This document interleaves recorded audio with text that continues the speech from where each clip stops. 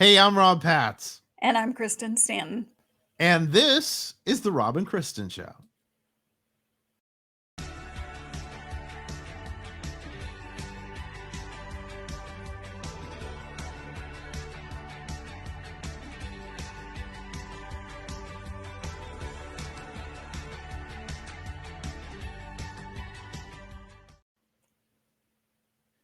Oh, yes, in a galaxy far, far away is our opening city, and that's no one Somewhere. knows where it's at. I don't know where it's at, so we just keep rolling on. But I love the inquiries. Had one this week.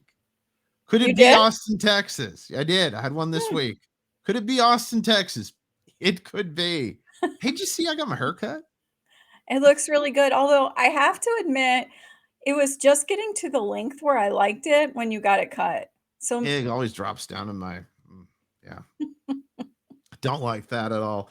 Hey, we want to thank the great folks at My Pillow. You know, Mike Lindell and the great folks there have been just amazing to us, and we want you to support them and support here at Abundant TV by ordering some pillows, slippers, and they've got sheets.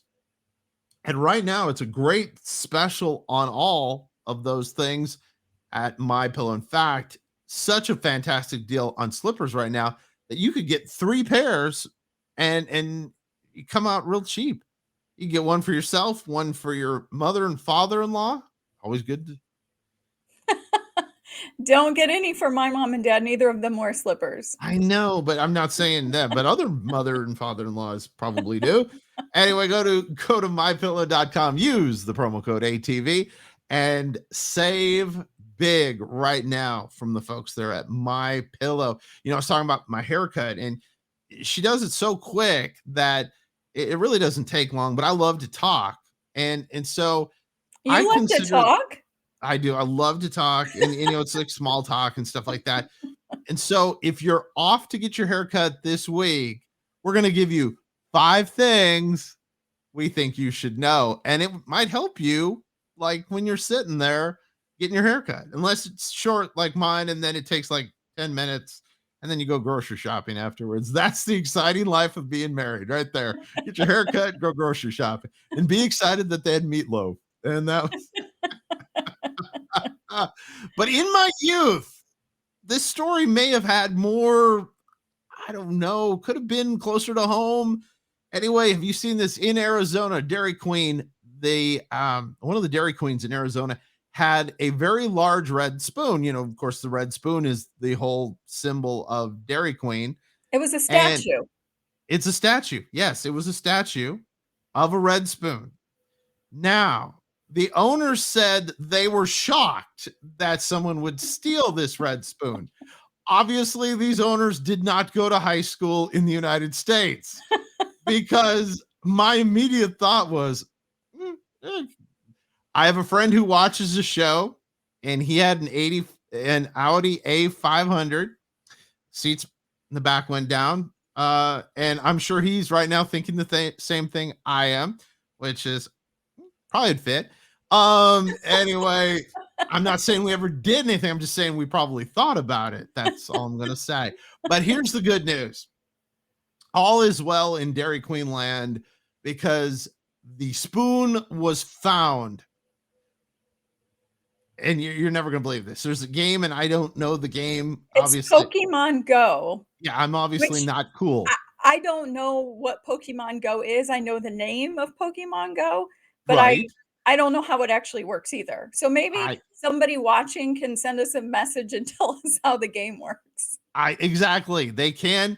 So this guy's out. He's my age, and he's playing this game. Throwing no shade at you, bud. But he calls his wife and goes, "Hey, honey, I found a spoon, a big spoon." Anyway, he ends up calling the Phoenix police, and all is well.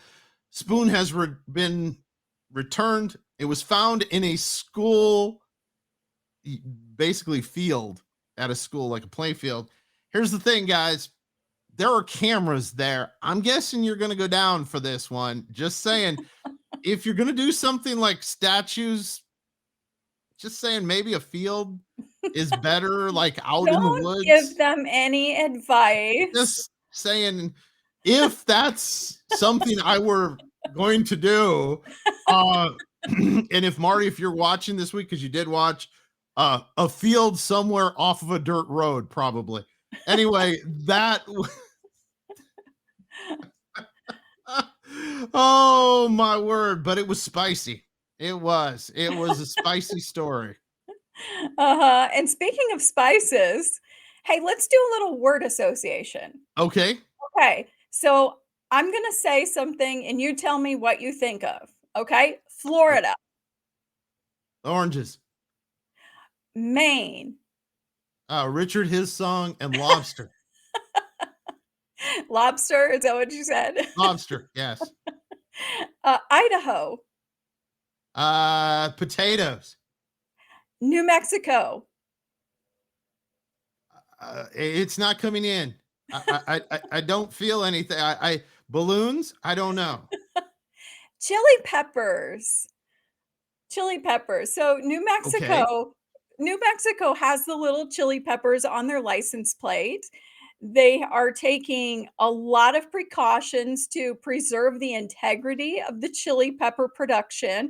Last year, they produced over 53,000 tons of chili peppers, more salsa for everybody, right? And, just recently, not in addition to it being one of their state's vegetables, it roasted chili peppers is now the official aroma of New Mexico. I didn't know there was such a thing as a state aroma, but apparently there is.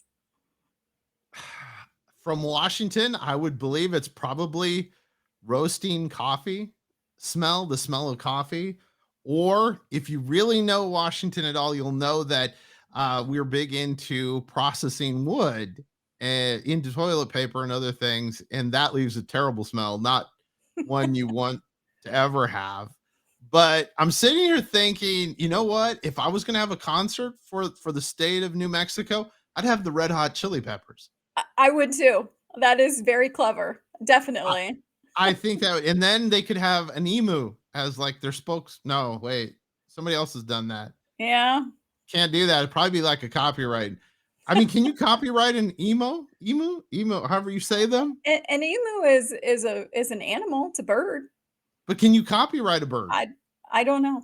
I don't know either. But we have a buddy down in New Zealand, and this guy got out. I mean, he left, and my wife told me they can run up to like 32 miles an hour. Yeah, and we're So talking about an emu, just, you said yes, a buddy. my So, buddy. He's my buddy. Anybody that breaks out, obviously, the theme of today's top five is my life in crimes and other things. So my buddy the emu, he got out. Now he got out for 4 days. And the lady, they called in the lady from the reserve where he was at.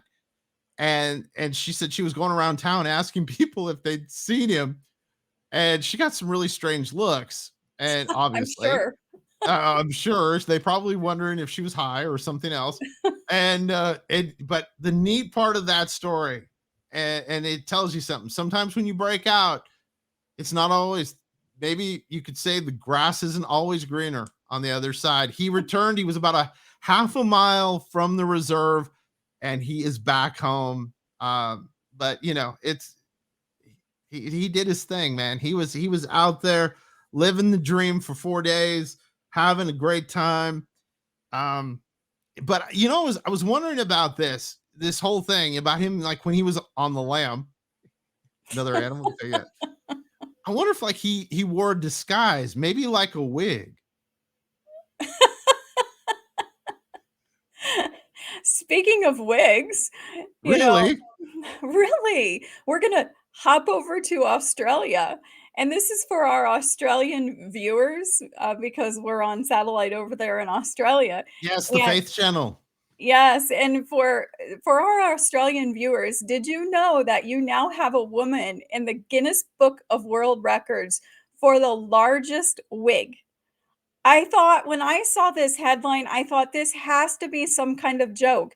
No, I read the article. She created this wig, she made the outside of it, like, the color and the texture and stuff of hair, but this intricate design, like, she was really creative, and this wig is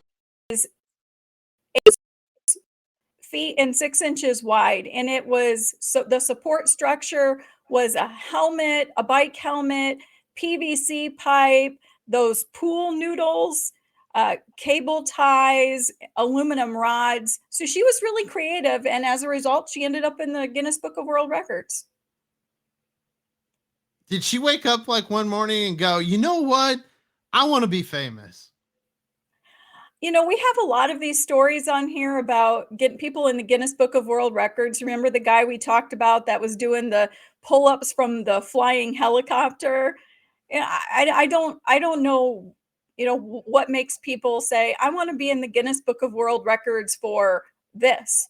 But there must have been a reason, and, well, there she is. Well, they used to sell the book, and if she had a book, I'd say she started at the back and was wigs. It's just like near Maybe. the W's. I don't know. Hey, on a serious note, we are so excited about this week. It is, of course, a very holy week and a very amazing week as we lead up to Easter. And Kristen and I want to encourage you to invite your friends or your neighbors or people from work to come to Easter Sunday services in your local church. We want to encourage you to be there. For a pastor's kid like me, Easter Sunday is like the Super Bowl. It is fantastic. And there are a lot of other great things going on this week, but as Holy Week. And but really, we want to encourage you to have and invite your friends and neighbors and family to come to church. Yeah, and there's a lot of different things going on this week with different churches. People have the traditional Monday, Thursday services with foot washing. Some people have Good Friday services. Like our church does this big production at Easter every year, and it's a journey. It's called Journey. It's really a really neat production, and they do a great job telling the story from creation to the cross and the resurrection, and it is a really neat thing. And don't forget that there are people that are out there searching, and if there is ever a time that they will come to church, it is at Easter. And Yep. get them in. Don't wait until the last minute to talk to them. Live out your Christian life in front of them, but don't forget to invite them. Yep. Hey, this past Sunday was Palm Sunday, and we were in Romulus, Michigan, which is near the airport. And this is made out of a palm. A lady at the church makes these. Isn't this just like the coolest thing in the world? It is so neat, and they were such a neat group of people, and it's, for me, going out and singing and speaking is and showing people the message that God has, because Rob, that I've always said that God has a plan from Genesis to Revelation to the end of time. God always has a plan, and just being able to go out and to minister is so important, and to help people understand that God has a plan for them is so important to me. And that's why I'm really excited about our upcoming Abundant Conference. That's right. In fact, right now, we're going to do a video package about the upcoming Abundant Conference.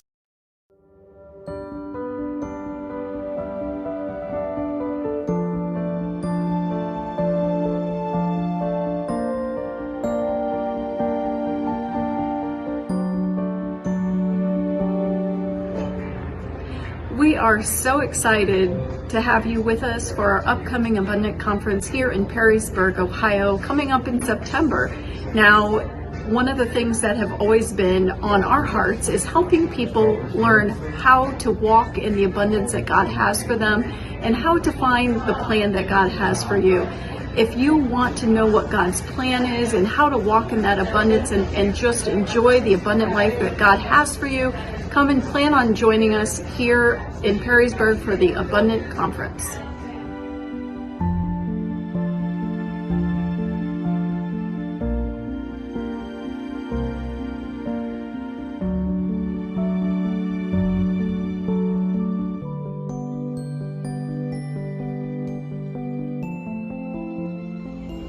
Hey, I'm Rob Patz, and we are super excited about the first Abundant Conference coming up in Perrysburg, Ohio, September 16th. It's going to be a great day. We're going to have so much fun. It's going to be a time of fellowship. You know, when Kristen and I started Abundant TV, one of our things was to encourage the body. You know what? You need to live an abundant life. Come hang out with Kristen and I in Perrysburg, Ohio this September 16th. Now, tickets are free, but you have to go to our website, abundanttv.com, and click on Abundant Conference. Join us for an intimate night of worship and of ministry. It is going to be a great time. Come expecting to live an abundant life.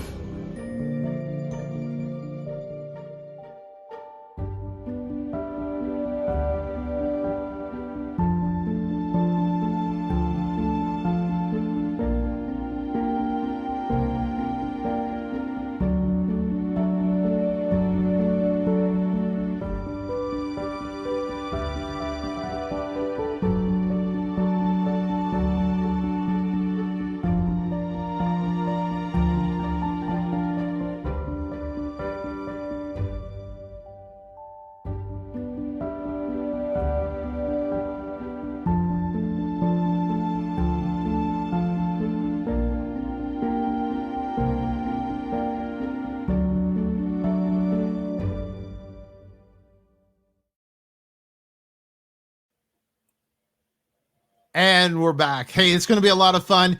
Join us for the Abundant Conference coming up, and it's just really around the corner. And in fact, you can go and hit that code that's right there on the screen. I have no idea how to do it, but my wife does, and it really impresses me every time she does it. And it will take you to our website. You can get all the information there about the conference, including your tickets. Now, the tickets are free, and we want to see you there. If you're saying, man, I missed Kristen yesterday, I wish I could have heard her speak. She is going to speak, and I'm going to tell jokes because pretty much that's kind of what I do, generally speaking. If you haven't been joining us on our podcast, we do really encourage you to go to the website and to listen to the podcast. And the reason that Rob had that big little winky face at the end there was because our last podcast was called Generally Speaking.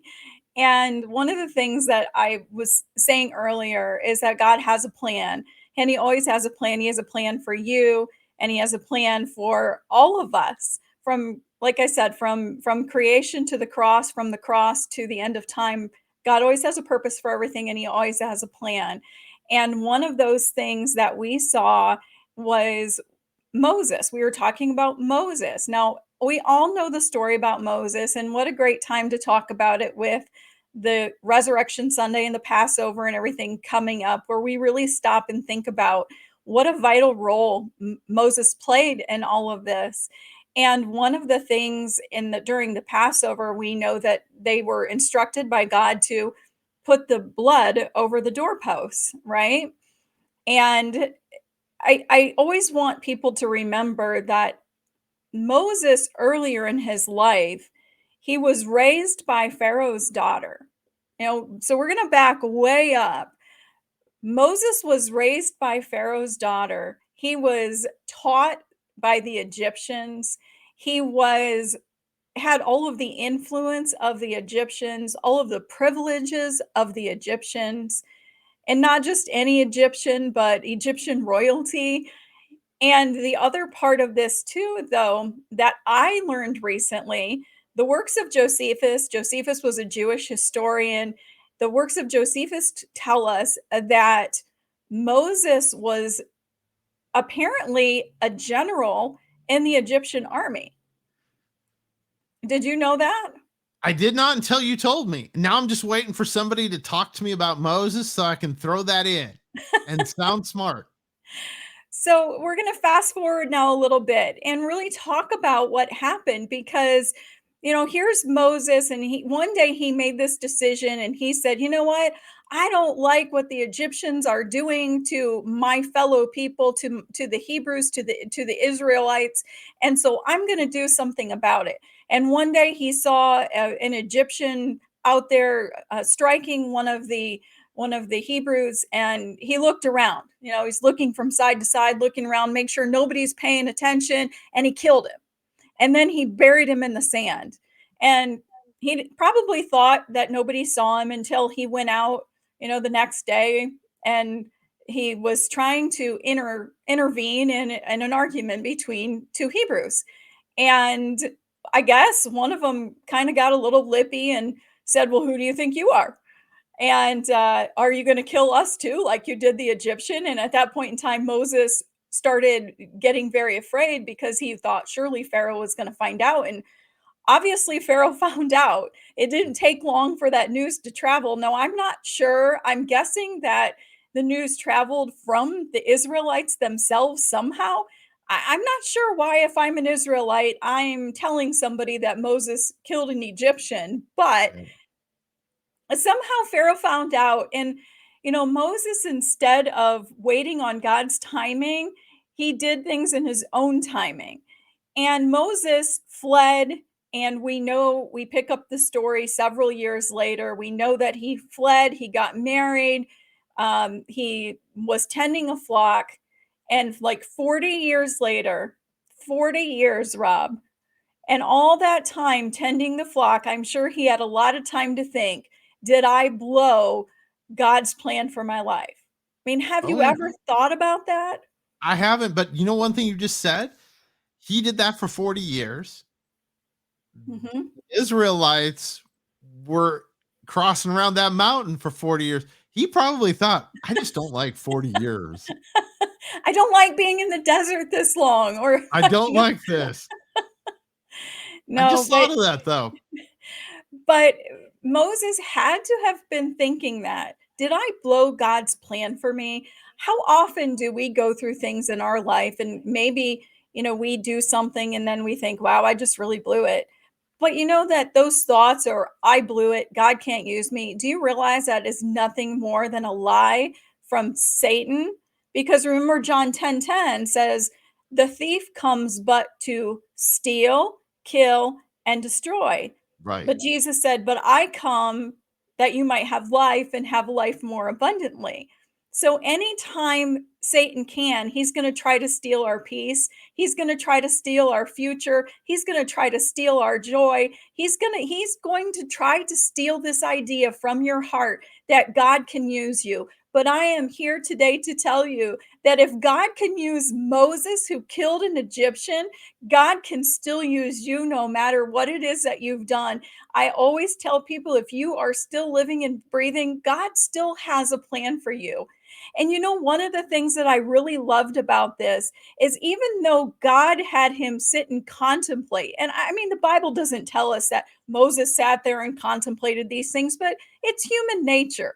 And we're not, yeah, exactly. I'm sure one of those days he was sitting there watching his sheep drink from the brook or something, and he was thinking about this. But God wasn't through with him. God had a plan from before Moses was ever born, and knowing that Moses was going to deliver the Israelites from the Egyptians.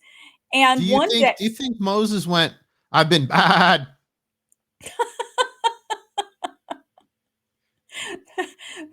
I don't know. You'll have to ask Moses someday. When I get to heaven, I'm going to ask him that. He'll be like, that was a bad sheep joke. Why are you doing that? But thanks. But Moses, in the middle of all of this, again, this is serious, Rob. And Moses, in the middle of this, see, this is what I have to deal with. You know, where I'm trying to be serious and he does this. And I know my mom can relate, because a lot of times growing up, I would hear her say, Jerry, can you be serious for just a minute?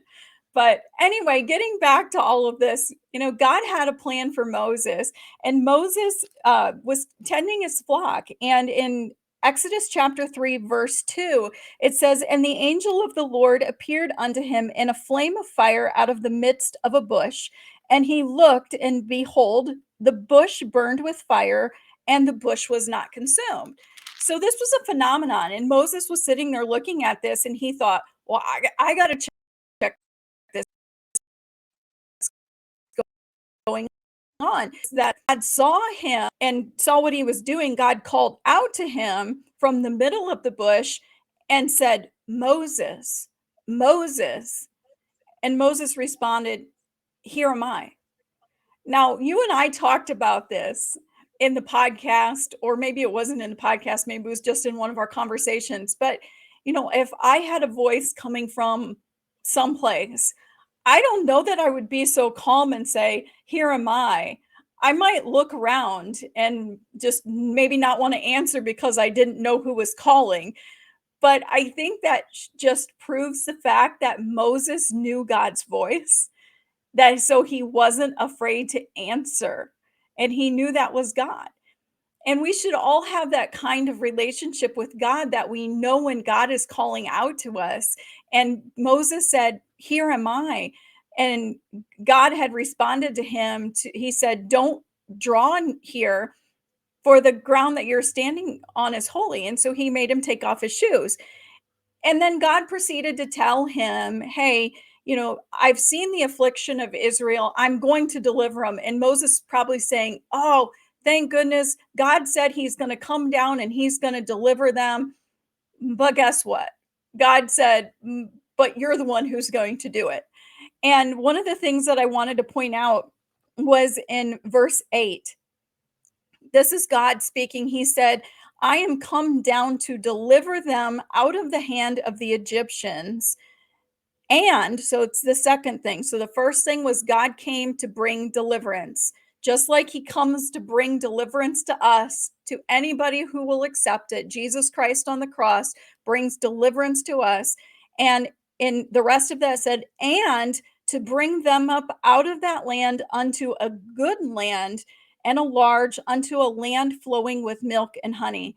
So he brings us deliverance first, and then God wants to bring us into a place of blessing.